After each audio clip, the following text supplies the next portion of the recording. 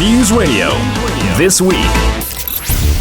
The Russian invasion of Ukraine rolls on as countries around the world impose new sanctions against Moscow. Russian forces moved quickly across Ukrainian territory on several different fronts yesterday, with gunfire, explosions and aerial combat reported across the country. Today, several explosions were heard in Ukraine's capital, Kiev. Fighting broke out at key locations yesterday. Russian forces, however, took control of Chernobyl, site of the 1986 nuclear disaster and a place that remains radioactive to this day, prompting significant concern from international nuclear watchdogs. Ukraine's President Volodymyr Zelensky has vowed to continue fighting, saying that a new Iron Curtain is falling into place and his job is to make sure his country remains on the western side. He also said that 137 Ukrainian citizens have been killed, both soldiers and civilians, in the first day of combat. A general mobilization has been ordered, meaning all Ukrainians who can carry arms have been urged to defend their homeland. Western nations have stepped up financial sanctions on Russia's banks and high-ranking officials, with the US cutting off high-tech exports to Russia.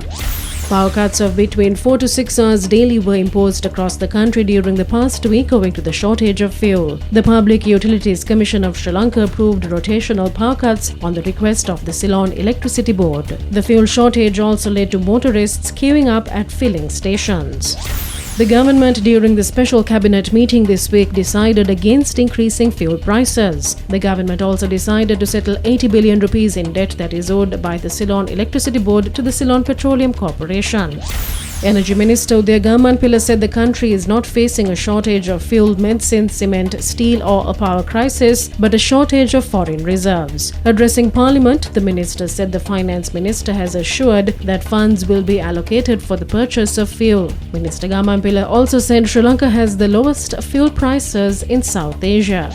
The Supreme Court completed the consideration of the petitions filed against the agreement to vest 40% of shares of the Yugadanavi Power Plant in Kerawalapitiya to US firm New Fortress. Accordingly, a 5-member bench comprising Chief Justice Jayanta Jayasuriya informed that a verdict on whether the petitions will be taken up for hearing will be announced in future. Petitions were filed by over 10 groups against the deal, claiming it was unjust. SJB General Secretary MP Ranjit Madhumabandara filed a fundamental rights petition before the Supreme Court challenging the surcharge tax draft bill which was presented in Parliament. The petition calls for an order to be issued stating the bill must be passed in Parliament with a 2/3 majority and a public mandate, as it is unconstitutional. The petitioner stated imposing a surcharge on the Employees Provident Fund and the Employees Trust Fund is a violation of the Constitution. A protest was staged opposite Sri Lanka cricket demanding the inclusion of national cricketer Bhanuka Rajapaksa in the squad for the ongoing 2020 series against India. The protesters claim it is unjust to remove Rajapaksa from the squad on the basis of fitness. Bhanuka completed the 2-kilometer fitness training yet was dropped from the India tour owing to his failure to meet the skin fold test.